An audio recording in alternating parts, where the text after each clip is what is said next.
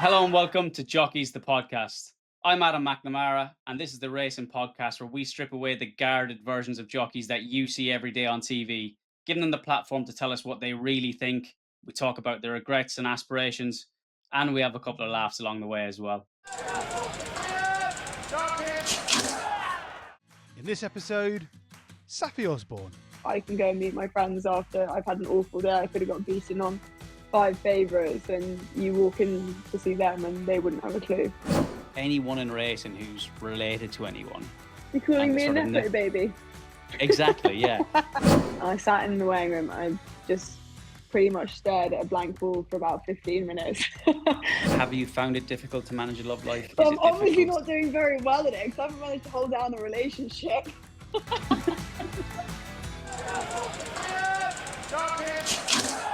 Welcome to Jockeys the podcast. Saffie, it's really good to have you on. What I want to talk about first is we can come back to racing later on, but I want to talk about outside of racing and get into who Saffie Osborne is for the average person. Because like I say, I do know you quite well.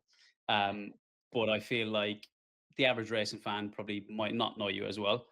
So talk to me about what you're doing outside of racing, hobbies, interests. What does a day off look like for Saffie Osborne?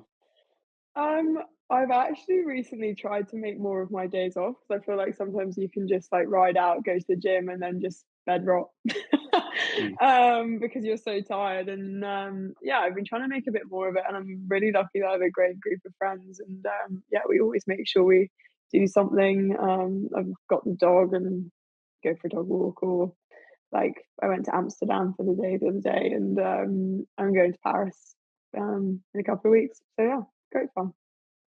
So dogs and traveling basically is the headline. That's an awful headline. While we're on traveling, I know you went to Australia over the winter, and I don't really want to talk about the Australian racing because that's, I think, fairly self-explanatory. But I want to talk to you a bit about the culture because obviously there's a lot of people within the racing industry in the UK who move to Australia either short term or long term for various different reasons. And you see quite a lot on social media of the different lifestyles that are portrayed to be had in Australia. What do you think is the major cultural difference? Because they kind of seem like, to me, they've got a nice mix of kind of English Irish culture, having the crack and everything, but they've There's also a got a little lot bit of of English and Aussie. Irish people there. Yeah. I think, So is it kind of like home away from home, or? yeah, it kind of is. Like, there's certain areas in Melbourne and Sydney that, like, is literally just full of Irish people. Like, you can literally just spot, like, person after person walking around in, like, a GA top, and you're like, "What is going on here?" Um, but, no, like, I think just Australia, away from racing, has it so right. Like, they kind of they work to live rather than live to work, and they just have that balance so well sorted out. And like, even in racing, I think that's something that as a whole we struggle with. And I think it's because it's like any sports person in this kind of life and career, your whole life is your job basically, and it doesn't feel like a job. But I think over there, just they have a slightly less racing, you get more days off, and it's really cool. Like, it was great for just on the 3 months that I was there, because it was, you kind of get that balance, but you're still really busy and you're big racing. But just, I think also really cool for a jockey to be able to live in a city and do your job.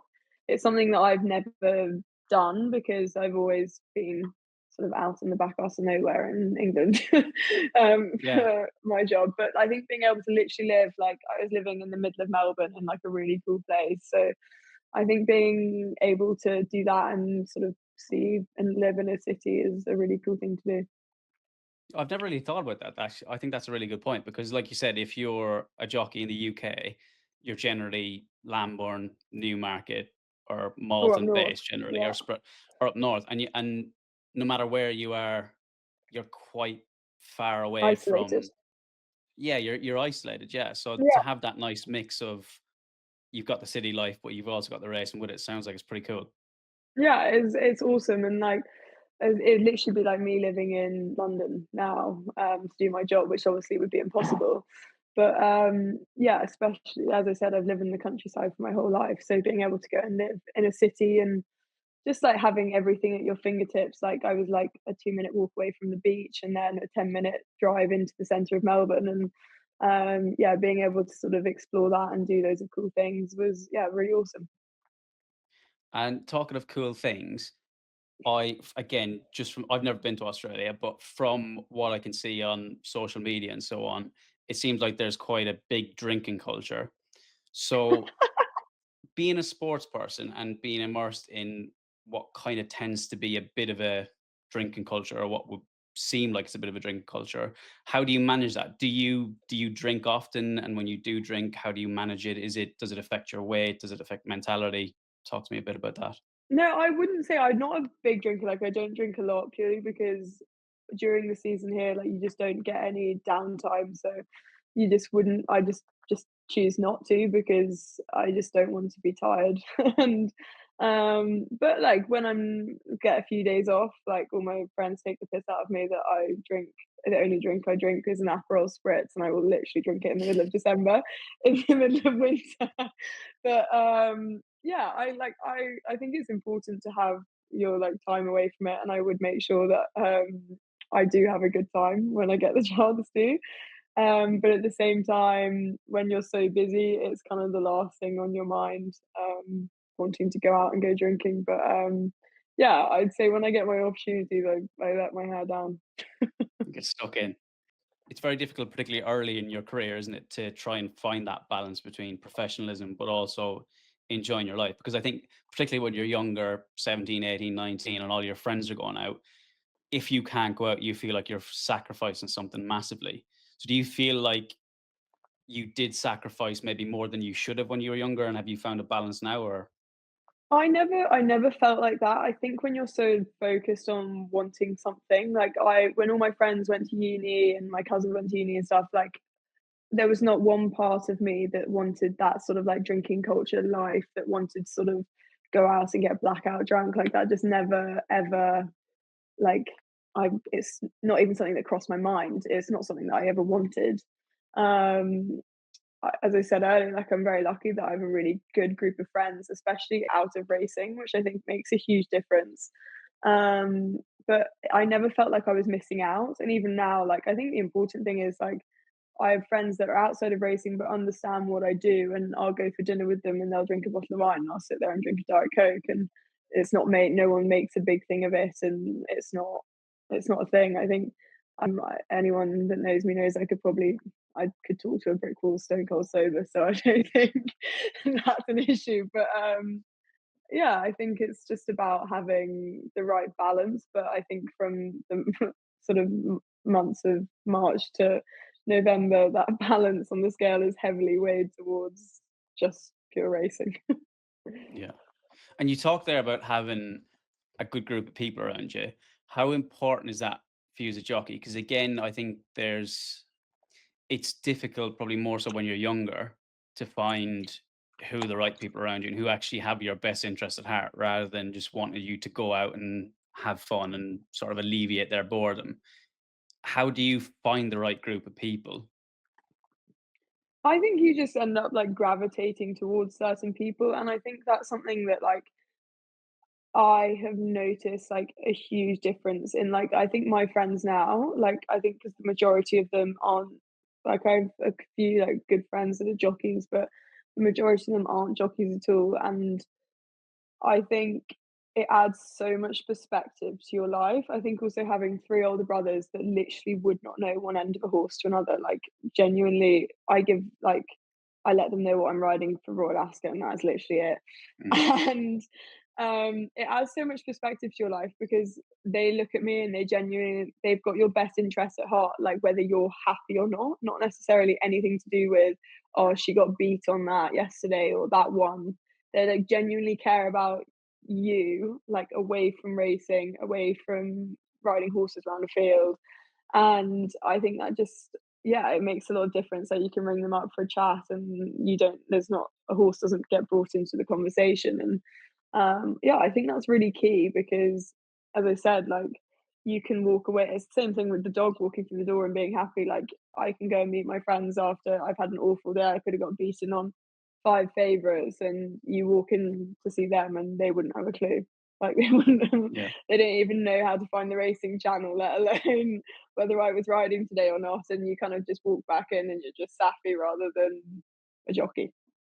Yeah, and how that I love that you're Saffy rather than a jockey. So I remember when I was riding, my mother always said to me, and it really annoyed me at the time because I couldn't wrap my head around it because I thought, probably quite wrongly, that I have to be obsessed with racing. I am defined by essentially results on the racetrack, and she always said, "You're Adam, you're not Adam the jockey." And I was always like, "Will you shut up, Rachel?" Because I Shut up, like this Rachel. is my mindset. And it was only Yeah, kind of for me when I was retired that I was like, actually, yeah, it's really is more important who my friends view me and how good a friend I am, how good a brother I am, how good a boyfriend I am, all those sort of different things. But you seem to figure that out fairly early. yeah. I think I don't know. I still am very much like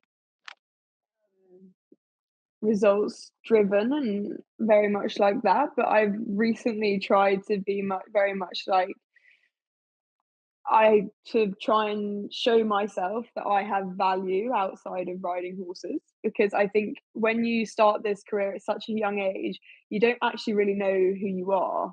Like Mm. you very quickly, I think your identity and your personality can be defined by being a jockey. And that's something that I've always tried to, well, I think it's something that I probably let sort of take over my life, and something recently that I've um definitely tried to sort of figure out, because I think that you see so many jockeys that suddenly retire one day and they just like don't really know who they are in that sense. I think I remember watching a tennis player, I can't remember who it was, but there was a tennis player um in the Australian Open, and he was out in like the sort of quarterfinals or whatever, and they asked him about what his dreams were and whatever, and he said, turns around and said, my dream is for my family to be happy, to have amazing friends and an amazing life where everyone looks at me and tells me, knows that I'm an amazing, like I'm a kind and I'm a great person. And it was everything away from like most tennis players would turn around and be like, I'm going to win the, I don't know, Wimbledon this year or whatever.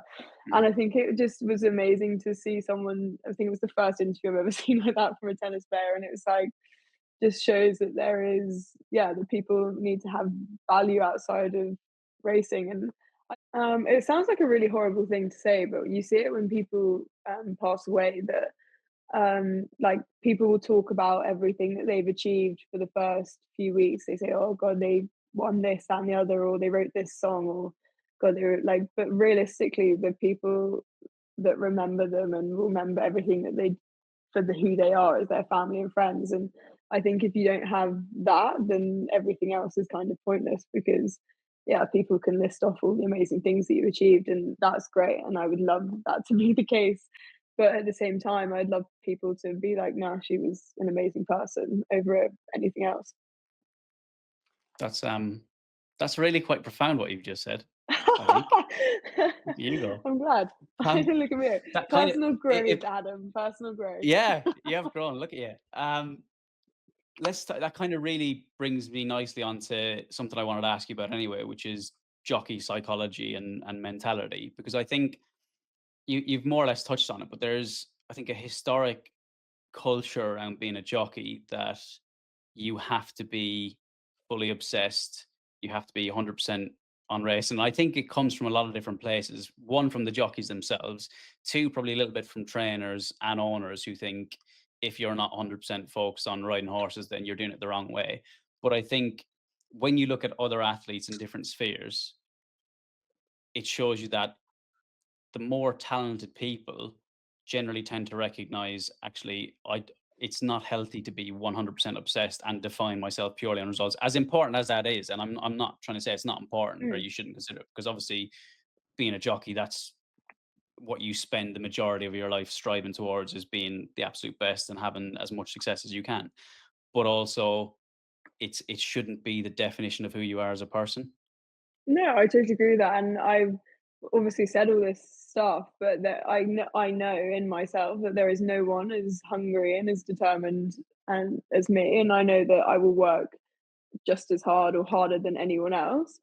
And I think there's just has to be two sides of it, because I think probably when I was an apprentice, that is in whatever I've done, like as a kid or whatever, I've always believed that I wasn't a very talented person. Like I just never like I was never very good at anything, or like as a kid I was fairly average, and I just knew but I kind of I think until I kind of got serious with the eventing stuff, I just knew that there was better riders than me or whatever, but I just knew that I'd work harder than anyone else to get to the point that I wanted to. And yeah, there's everyone needs balance in their life, and I think that you need that, because I think probably when I was an apprentice, I I would fry myself. Like I literally would like wouldn't sleep because I'd be frying myself so much over it. And I think it's hard. I'd have entered for 4 years before I started race riding. And without saying it in a cocky way, I was very successful in in the junior and pony levels. And I think it was hard that Mhm. I went from that to a good strike rate for a jockey is over 10%. So that means 90% of the time you're having to deal with losing, or sort of 85% of the time if you're lucky. Mhm. And I think that's probably when I was 18, that's a hard mentality to suddenly switch to.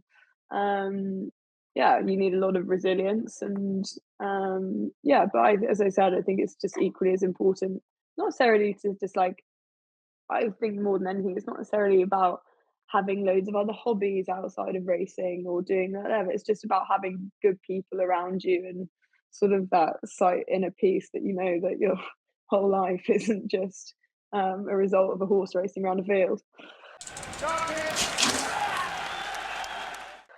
And so when did that change happen for you? Because if you said as an apprentice, you would have fried yourself, and now you've gotten to a stage where you found a nice balance. When did that click? Was there a certain was something did something happen? Did something click in your brain? Was there an event, or was it just a gradual process over time? I think um I think probably a gradual process over time. Like as you said, as I said earlier, like people are in this sport, like sports people and whatever, like you see it in every sport. We're all so young. Like there's not many 23-year-olds, or like I speak to my cousin who's the same age as me, and I say, oh, what do you think? Like she's off traveling the world at the minute. And I said, oh, what are you going to do with your life? She goes, I don't know. And I think that's the pretty norm for people our age. And I think it's mental to think that jockeys who start when they're 16, they're not going to have it all figured out. They're 16-year-olds. And I Mhm. think it's just a gradual process of growing up, really. And I remember looking back on, what year would it have been? Probably my last year as an apprentice, which I started riding in 2020, rode out my claim in 2022. So I think I probably looked back on 2022 and looked back on the whole year and kind of thought, Jesus, I was actually extremely unhappy. Mhm. Like, I remember looking back on the year as a whole and just thinking I had more unhappy days than happy days. And I think that's because, as I said, your strike rates, even if it's 15%, that's 85% of the time you're, have I got my maths right? Yeah, 85% of the time you're losing. So if you let 85% of days be unhappy, then that is the majority, well, the vast majority of the year being miserable. So it was, yeah, a sharp realization that like you can't really let those results sort of define your whole life, really. And so how do you deal with loss now, given that, as you said, you're anywhere between 85 and 90% of the time you're losing, and in the position you're in now, I'd assume that a substantial number of those are ones that you look at and think this could win, or it's got a chance, or it should win. Um, when they don't win, how do you deal with that? And are there ones that hurt more than others that you still struggle to Oh deal yeah, with? there's ones that hurt more than others. Heart of Honor got beaten the UAE in the Al Bascatia, got beaten in nose, and he was favourite. I came in and I felt like I couldn't have done any more. I felt like I'd pushed the horse the whole way. I came in and I sat in the weighing room, and there was no one in there because I was the only girl there. And I sat in the weighing room and I just pretty much stared at a blank wall for about 15 minutes. Because it's just that thing, you just need a moment to just, I don't know, probably analyze it in your head. get over it, sort of have your internal scream and put it behind you and be able to move on. And I think that's the key. Like, I think this game, luck always balances itself out. Things can change so quickly for good and for worse. Literally from day to day to literally every 30 minutes when there's next race. And yeah, I think I've got a lot better at just being able to, it happens, it happened, put it behind you. And I think I've like quite done quite a lot of research into like sort of sports psychology and especially into tennis players, because when you think it's such a mental game, like Mm. them from every point they've got to be able, like, imagine you're there at a sort of, I don't know, an open and it's the final and you lose the first point. You've got another three, well, some guys some 5 sets to play. So if you're going to let 1 point sort of get the better of you, then you're never going to do well. So it's just that thing of being able to sort of, it happened, analyze it, what could have been different, and move on and try and make things better. I think also in that sense, I've talked about having great friends around you, but also having great like mentors as such around you. Mm. And George Baker has been such a huge one for me. Like, I would speak to him every day after racing, and he knows me so well. And I think also just having people that you really value their opinion and know will tell you the truth. And a lot of the time, if I feel like I've messed up on one, he doesn't need to tell me, like, because I'll say it before he's even said it. And yeah, just having people that you know have kind of got your back and you really value their opinion, I think is, yeah, vital, because yeah, it's a tough game. Yeah. And which one, I'm really interested to know which ones hurt more. Is it because you mentioned there the one that you felt like you'd done everything you can, there's nothing that you'd go back and change, essentially, you'd given the horse 100% best ride you could. And then there's obviously ones where you'd look back and go, "Oh, I could have done something different. I should have done something different." Hmm. Which ones hurt more? Um, Even though I felt like I couldn't have done much else on that one really hurt. But I think definitely the ones that you felt like you should have done something different hurt, because you care so much. Like, if you and I think I'm the first person that if I felt like I messed up on a horse, I think instantly, like, I'd come in and say to connections, I'd say, I'm really sorry. Because like, they're in racing, trainers know what they're looking at. If you come back in off of one and try and string some story about what happened, like, they're just gonna look at you like you're an idiot. So you're so much better off saying, I'm sorry, hold your hands up, shouldn't, made a mistake here. If we'd done that differently, yeah, made a mistake, whatever. And yeah, you hope that's not too often. But yeah, I think those ones hurt more, because I feel like if you feel like you've done everything, then there's nothing else you can do. But yeah, human error is inevitable in everything. It's just hoping that that doesn't happen very often. Yeah. You spoke about coming back in and trainers knowing or having seen you ride probably know what you might have done wrong and so on. I'm really interested, and again, it's with the benefit of hindsight, looking back through my own career. I'm probably going to get shot for saying this. I feel like a lot of trainers I don't. Am I don't going to seem. be okay to answer this? Let's see how it goes. Let's wing it. I feel like a lot of trainers maybe don't really consider jockey psychology as much as they could. And my example for this would always be if you look at a Sir Alex Ferguson, Jurgen Klopp, or different coaches or managers in different spheres, different sports. They'll always talk about the psychology of their players and how to get the Mm, best out of them, and why they said certain things. Like Alex Ferguson's thing was always apparently that he'd go in and if, say, Cristiano Ronaldo was having a bad game, he'd go in and absolutely abuse Wayne Rooney, and he wouldn't say anything to Cristiano because he knew that Cristiano would see him abusing someone else and take it like, oh, I don't want that. yeah. And he had different methods and manners in order to get the best out of people.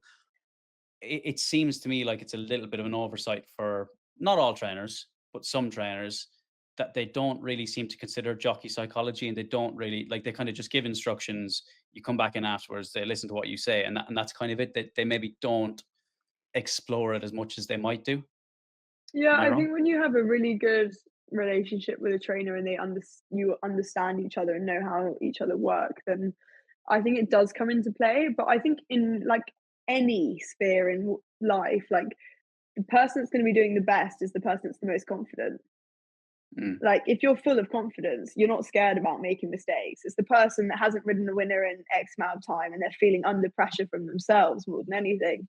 That's probably the person that's going to make the most mistakes. Like, because when you're riding with a lot of confidence, you're happy to take those chances, and most of the time they'll pay off. But I think, yeah, confidence is key. And I think the people that fill you with a lot of confidence, you probably actually prefer riding for because you're not scared to mess up. And I think more so than anything now, I love, of course, I always have. Like, I love riding for Dad because he obviously knows me better than anyone else, and as well as Ed Walker. Like, I've been riding here for him for 4 years, basically since I was a £7 claimer, and it it sounds weird, but when you ride for them, it always feels like home. If you get me, like Mm. you know all the horses well, you know all the people there. It's like you feel like you're part of the team, and that fills you with a lot of confidence. Than yeah, riding for other people, but yeah, I think confidence is just key to any walk of life, let alone especially a sports person. Let's talk about your dad, because I think that brings us on really nicely to something else I wanted to talk to you about. But talk about the confidence and psychology around it first. So riding for your dad is obviously quite a unique position to be in, because obviously you've got the trainer jockey relationship, but the father daughter relationship as well. So I'd imagine it's very, very different from your usual trainer jockey relationship. Like, is it a bit, does it get a bit more heated, a bit more emotional, or is it more steady Oh, because when it it's your goes father? well, it's more emotional Mm. because, like, I know what I've been there my whole life. Like, I've seen it all. Seen the good, the bad, the ugly. I've seen everything. So, yeah, it means a lot more when it goes well. Like, even when I was in Australia and Heart of Honours won twice in Maidan, like I was screaming him on the TV. Like, it just brings this like sort of added value. But I think riding for him is, I've found it amazing. Like, I've never had a crossword with him over a ride because he knows that I'll come in and I'd be the first one to know that I've messed up. He doesn't need to sit there and tell me that I messed that up. Yeah, he's given me the odd bollocking, but nothing Mm. like he's never ever come in and told me you gave that an awful ride or whatever. Not once, because he knows that I'd ring him straight away and be like, sorry. Yeah. And luckily, and like he's put so much trust in me, and I think that's instilled a lot of confidence in me as well.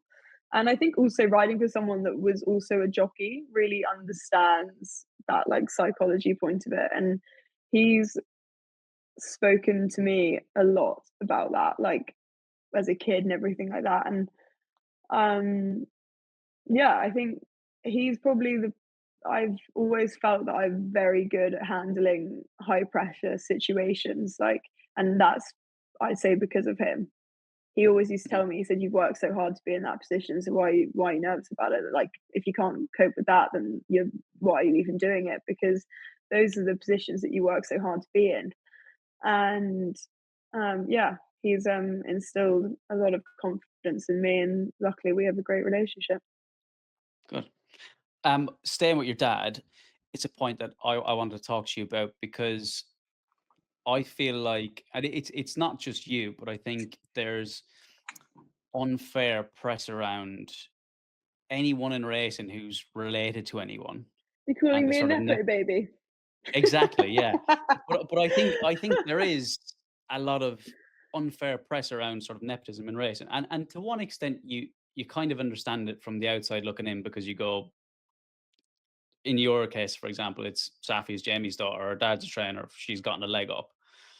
But I think I have I'd rather not be in your position, if that makes sense, because I think you're in a lose-lose situation. Because on the one hand, if you're successful, everyone goes, well, she's Jamie's daughter, so she's had her leg up. But if you're unsuccessful, then it's your fault. Do you know Yeah, what I yeah. mean? It's like Yeah, it's you're not something, yeah, it's not something that really bothers me. Like, I'm very aware of it. Like, I understand, like, and I think not so much now. Like, I'd like to think now that I'm very much standing on my own 2 feet, and like that it doesn't even come into consideration now about that. But at the start, I wasn't very good. I'm not afraid to say that. Like, when I watch back my first ride, it makes me cringe. Yeah, I think um, we all do that. yeah, we all do that. But like, I think more than anything, the fact that I was able to most of like I was where it came into play, and I was so lucky that my dad was a trainer, was when you start out, most apprentices would get one ride here, one ride the next week, or whatever. And it then takes you so much longer, like, to get better, because it's like anything, like, more practice is going to make you better at it. And I wasn't riding horses with chances, but I was riding, and I was literally riding 4 days a week, 4 or 5 days a week from the day that I got my license. And it just propels you forward so much faster, and you're able to get so much more practice and get stronger. And yeah, like now I probably used to want to play down the role that dad has had in my career, because I wanted people to see me as my own person. I was a jockey standing on my own 2 feet and riding lots of winners for other people, which I'm very lucky now that I do. I think I had 86 winners last year, and 20 of them were for dad. So, like, I'm proud that I'm at that point, that I feel like I'm standing on my own 2 feet, but that would have never have happened if it wasn't for dad, because yeah, I would have I might have still been an apprentice, like, just trying to start getting going. Um, and I think then I tried to, like, downplay it, and now it gives me so much joy to ride winners for dad, and so much, because I don't feel like anyone's looking at me and saying she doesn't deserve to be there. And I've always wanted to make sure that I've worked extremely hard, as hard as everyone else, and to prove that I deserve that as well. So you feel like Um, you have to kind of almost overcompensate, like work harder just to kind of get that label off your back. Yeah, I think so. And do you know what annoys me? When in the interviews they do on, like, racing channels and stuff, they go, God, he works so hard, or God, she works so hard. And I'm like, everyone is working so hard. Like, no one is working, like, I don't think like, there wouldn't be any jockeys that are working harder than the other. Everyone is grafting their asses Mm. off to try and get Yeah. rides. So it's like, I'm no different. I'm still grafting my ass off to get rides, and yeah, like, now I'm happy and proud to ride good winners for dad. It Nothing gives me more joy. But before, I probably wanted to sort of brush it under the carpet, because I wanted people to sort of see me as my own person. And let's talk then a little bit about the female aspect of it, because I think we've seen a massive culture shift in racing, even from when I started riding in 2015, 10 years ago now, to now. In Old. obviously before it was you what? You're old. Thanks. Right. Um Obviously before you'd have seen it was kind of Kathy Gannon, Haley Turner paving the way, but they were few and far between. And now there's obviously far more female jockeys competing at not just competing, but competing at a really high level and consistently. Do you feel like there's there's more that needs changing, or if there's something that needs to be changed, what is it? I don't think anything needs to be changed. I think I think girls have proven that if you're good enough, you'll get opportunities. And I think that's the key. And I know this might sound really sexist of me coming from a girl, but those girls that you mentioned before, the Kathy Gannons, the Hayley Turners, they made it because they were good enough. And I think that is the truth. Like, if you're good enough, you'll make it. I don't feel like I've made it yet. I don't know what making it means, but I think that yeah, I think the one thing I would say, I think girls take longer to get stronger. And I think maybe that they don't get the opportunity to do so because they've already kind of been chucked out before, not chucked out, but written off before they get that Yeah. opportunity. That's when I was saying that what the nepotism part really came in handy, because I was able to have that opportunity even on bad horses. Like, I was able to just ride and get stronger, get fitter, and have practice and whatever. And yeah, I think the be all and end all of it is, I'd like to think, sort of like Holly Haley. Like, I'd like to hopefully think myself now has proven that if you're good enough, you'll get opportunities. And I'd like to think now no one would ever watch me ride and say, "Oh, she looks like a," sounds bad again, "looks like a girl," or doesn't look as strong as the guys," because that's such a thing that people say, "Oh, they're weaker," or whatever. And I think Holly and Haley have proved that. And I'd like to think now that you'd never look at me and go, "Oh, she's not as strong as everyone else," because I know I am. Mm. Well, I think strength is obviously a really important part of being a jockey. But I think the Oh, it's beauty not. It's not. of I think the beauty of horse racing is from a jockey's perspective, and I think this is why it's, as far as I'm aware, the only sport, real competitive sport in the world where females can compete with males on level terms, is because it's not the only thing you need. No, no, I no. mean, Like, like the strength if thing you're, strength thing to me is perception. Yes, mm, like, yeah, everyone wants a strong jockey, and yeah, it is a big part of it. But I think more so than anything, people don't realize that I'd say 90% of races are won or lost in the first three quarters of a race. mm, Like, if you don't know how fast they're going, if you don't know if your horse is burning too much petrol because it's being way too keen, if you're going way too fast, if you're off the pace and they're going slow, sometimes that's inevitable. But like, there is so many aspects to it that aren't sort of clear to the eye to see, that yeah. actually are the winning and losing of races. Like, being able to judge pace and settle horses, in my eyes, is way more important than being really strong. And yeah, great if you can have all three, which I'd like to think that I'm pretty good at all three. But even then, I think you made some really good points there, and I think that's something that's probably overlooked. But in terms of even riding the finish, when, like, let's say you've done the first 3 or 4 furlongs absolutely perfectly, you've settled your horse, you've got in the right position. But when you get to that final 2 furlongs, I don't think strength is the, like, obviously there are different types of jockeys, and there are some jockeys you look at and go, yeah, strength is their forte, and that's what's getting the horse over the line. But then you look at other jockeys, and I always point to Joe Fanning, because you Oh, watch Joe Fanning ride a finish, he's and beautiful. Like, he absolutely it looks like beautiful. he's tickling them, and it's not that Joe's not strong, but he's not, like, strength isn't his asset. That whatever, and It's you'll all know it if you, rhythm and balance, and yeah, and they it's run such for him, a and you'll massive know thing. you could be Eddie Hall and you get upsized Joe Fanning, and you can't get past him. Whatever he's doing, his technique is just better than everyone else. So hard I to get past. Yeah, it's a rhythm thing, it's a balance thing, and like, it gets so overlooked. Because yeah, it is. And yeah, everyone has different techniques and different styles. And um what's that saying about the cat?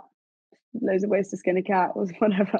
Mm, And it is yeah. the truth. And yeah, I think when you watch a lot of racing, you can sort of pinpoint different people's styles. But yeah, there's no one way to do it. So tell me about what's your strength then? What do you think Saffie Don't Osborne do does this. I very don't well? like talking. Go on, you're gonna have to. No, I don't like this question. I'm a great all-rounder, thank you very much. All rounder, consistent across the um, board. no, I think one thing that growing up in racing really helps you is sort of understanding the whole picture, understanding sort of where a trainer's coming from, what feedback an owner wants to hear, and everything like that. And um, I think I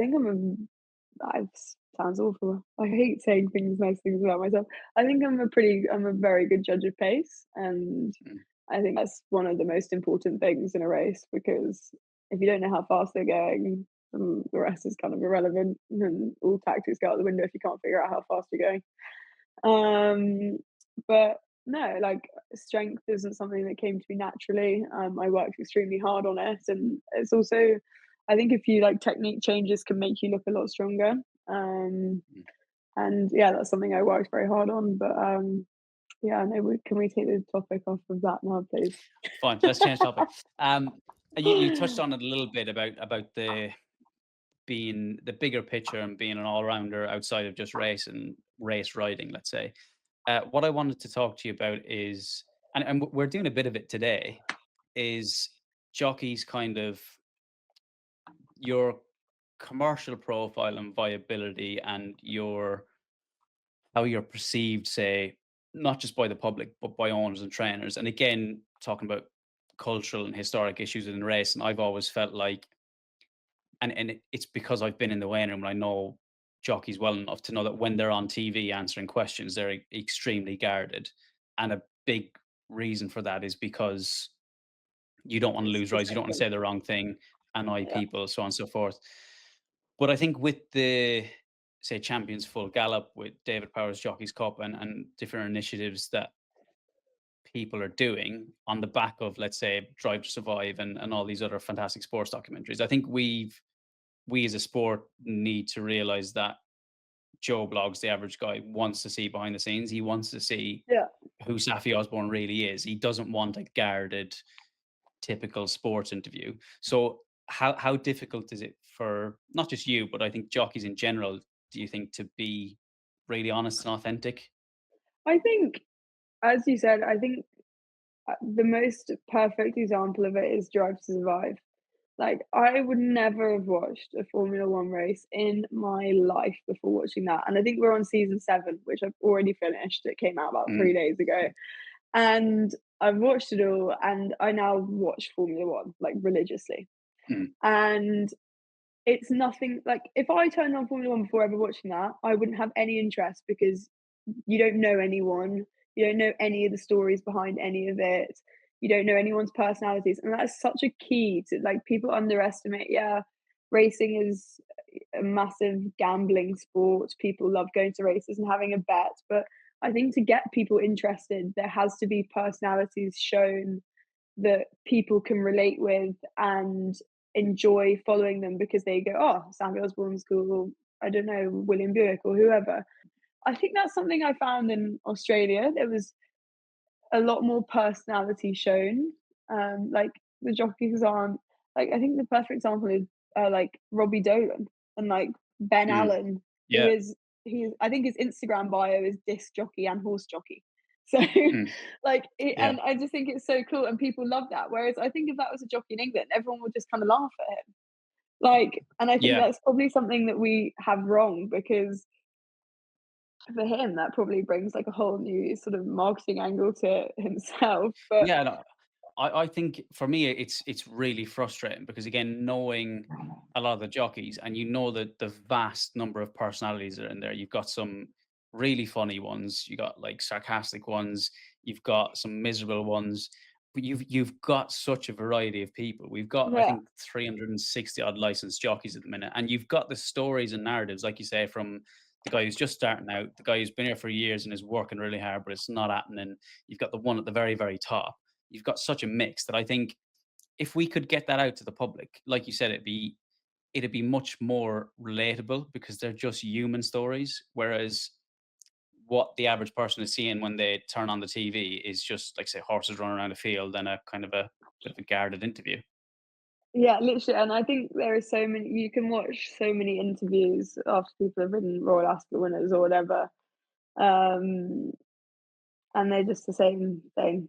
And I've probably Mm, been suspect of doing those as well. Like, I can't, and yeah, you get on the TV and you thank all the people that the connections, everything, and that's so important as well. But I think I think people need to be able to show their personalities as well to make this sport more approachable and more sellable because that's exactly what we need, those sort of big sponsors and people like that to, like, when you look at the sponsors that sponsor other sports, and I know there's other barriers, that reasons why they don't want to sponsor horse racing, but there is people that would, and it adds so much value if the people in it are big characters and big personalities. And I think that's something I've never aspired to be everyone's cup of tea. Like, you're never going to be. mm. And I just say I'm fairly authentic and true to myself in that respect. respect. And yeah, I think that is key to making this sport more approachable. Yeah, definitely. Um, One of the last things I want to ask you before we jump off is we've talked a lot about different relationships and so on. And this is going to be, I'm not just asking you this is going to be a recurrent theme because I think it's interesting. I wanted to ask you about your love life because, again, I think as a jockey, you're obviously massively limited on time.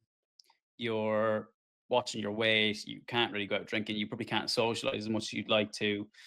You're very naturally career driven. So, how difficult is it? Have you found it difficult to manage a love life? But Is I'm it obviously difficult? not doing very well in it because I haven't managed to hold down a relationship. Obviously, I haven't got that bit right. I'm still on my So you own. haven't figured that one out. Okay. No, I think yeah,